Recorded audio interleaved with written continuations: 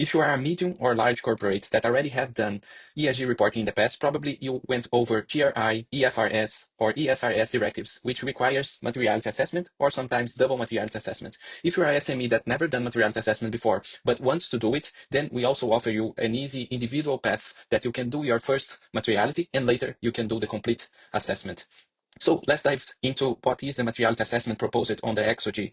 So the first step, and one of the most important, is to map your entire value chain. So by having on this tab here, the mapping, you can create new entities by clicking on this button, where you can map a new stakeholder, a new entity, a new value chain member by putting their names, email, organization name, if applicable, and the category. It could be affected stakeholders, could be users of sustainability statements, it could be a value chain actor. You will then start creating your list and you will start classifying those entities. So for example, I can take this example here.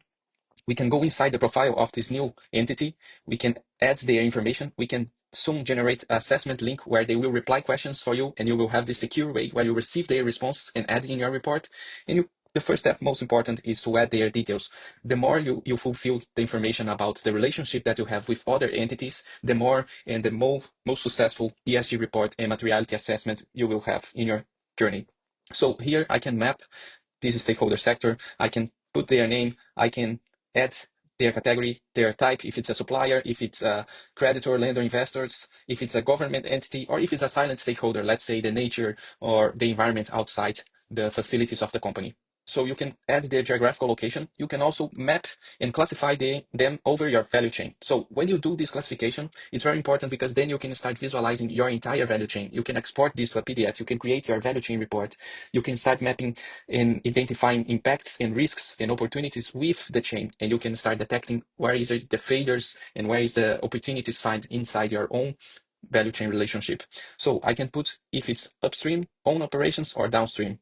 I can then classify this with a specific VC classification. I will choose this one, and you can highlight the strength of the relationship. How important is it to you? How important is their decisions over yourself? And then you can visualize back here your value chain map. So you can see all your upstreams and downstreams relationships, and you can visualize yourself in the middle. This is very important. It's the first step on the materiality assessment. It's crucial. And besides the material topic selection, if you want to grow and if you want to make revenue from your ESG strategy, then you must map and you must understand how your value chain works.